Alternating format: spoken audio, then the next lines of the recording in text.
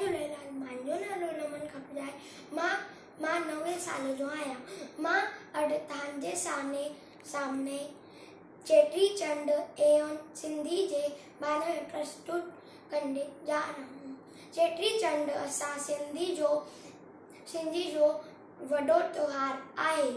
सिंधी महीने में चेटीचंड जे असांजे इष्ट देव जय झूलेलाल साईं जो अवतार थियो।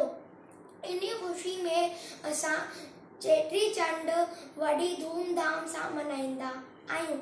इन शुभ ॾींहं में असां लाल साईं जे भरण साहिब जो पूजा अर्चना कंदा आहियूं ऐं धूमधाम सां वहण जो